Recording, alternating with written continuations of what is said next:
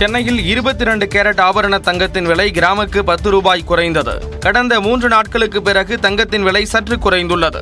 ஒரே நாளில் கிராமிற்கு 10 ரூபாய் குறைந்து 6450 ரூபாய்க்கு விற்பனை செய்யப்படுகிறது. சவரனுக்கு 80 ரூபாய் குறைந்து 51600 ரூபாய்க்கு விற்பனையாகிறது. வெள்ளியின் விலை கிராமிற்கு 1 ரூபாய் குறைந்து 90 ரூபாய்க்கு விற்பனை செய்யப்பட்டு வருகிறது.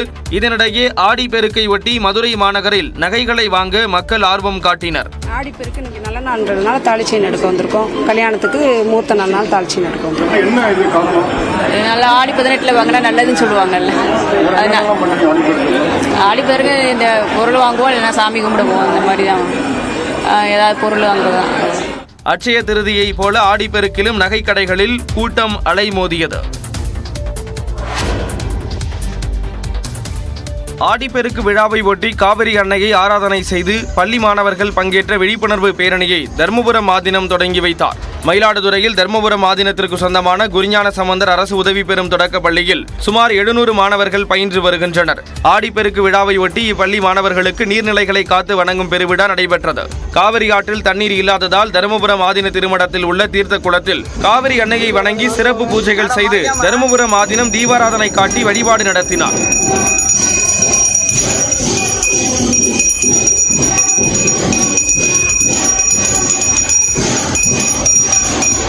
இதனைத் தொடர்ந்து நீர்நிலைகளை பாதுகாப்பதன் அவசியம் குறித்த மாணவர்களின் பேரணியை தர்மபுரம் ஆதீனம் கொடியசைத்து துவங்கி வைத்தார். பேண்டு வாத்தியங்கள் முழங்க ஏராளமான மாணவர்கள் சப்பரங்களை இழுத்தவாறு ஊர்வலமாக சென்றனர்.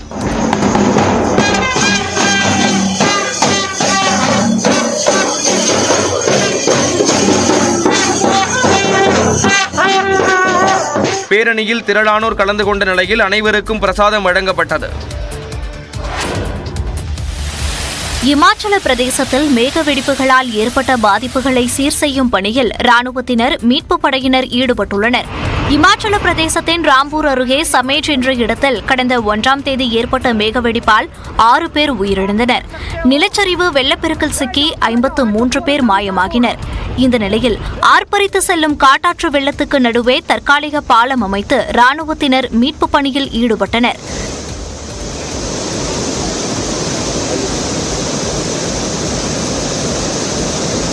சேதமடைந்த வீடுகளிலிருந்து பொருட்களை எடுத்து உரியவர்களிடம் சேர்க்கும் பணியிலும் CISF வீரர்கள் ஈடுபட்டனர். மலைப்பாதைகளை சீரமைக்கும் பணிகளும் முழுவீச்சில் நடந்து வருகிறது.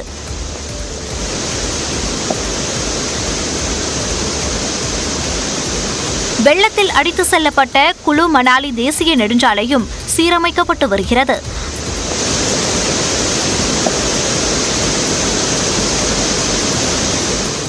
மகாராஷ்டிராவில் கசாரா மற்றும் இகத்பூரி நிலையங்களுக்கு இடையே உள்ள சுரங்கப்பாதையில் பாறைகள் விழுந்ததில் ரயில் போக்குவரத்து நிறுத்தப்பட்டது.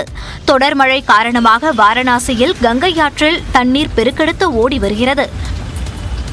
குஜராத்தின் பல இடங்களில் பல அடுக்கு தண்ணீர் தேங்கியதால் இயல்பு வாழ்க்கை முடங்கியது.